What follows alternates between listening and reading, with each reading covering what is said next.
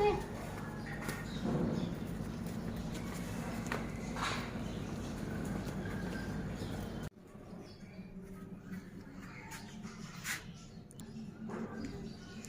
ਮੈਨੂੰ 10,000 रुपया मैंने मिले 30 जनवरी ਨੂੰ ਮੈਨੂੰ 10,000 रुपया मिले। अल्लाह पाक ਤੁਹਾਡੇ ਕਾਰੋਬਾਰ 'ਚ ਬਰਕਤ ਪਾਵੇ। अल्लाह पाक ਤੁਹਾਨੂੰ ਇੰਨਾ ਦੇਵੇ, ਤੁਹਾਡੇ ਕੋਲ ਸੰਭਾਲਿਆ ਨਾ ਜਾਵੇ। अल्लाह पाक ਤੁਹਾਨੂੰ ਸਿਹਤ ਤੰਦਰੁਸਤੀ ਜ਼ਿੰਦਗੀ ਦੇਵੇ। अल्लाह पाक ਇਸ ਤੋਂ ਵੀ ਜ਼ਿਆਦਾ ਤੁਹਾਨੂੰ ਅਤਾ ਫਰਮਾਵੇ।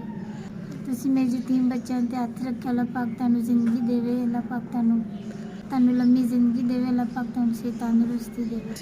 मेरे छोटे छोटे बच्चे ने पिछली दफ़े भी तुहाडे भेजे पैसे ने मेरे बच्चों का गुजारा हो गया सी। मैं अपने बच्चों की दवाई वगैरह लिए घर च राशन पाया सी। तुहानूं किसी मुश्किल च ना पावे, कदी कोई दुख तकलीफ ना अल्लाह पाक तुहानूं देवे।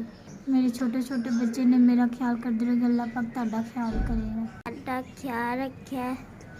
ਤੁਹਾਨੂੰ ਜਿੱਥੇ ਪੈਸੇ ਦੇਵੇ ਤੁਸੀਂ ਇੰਝ ਭੇਜਿਆ ਕਰੋ।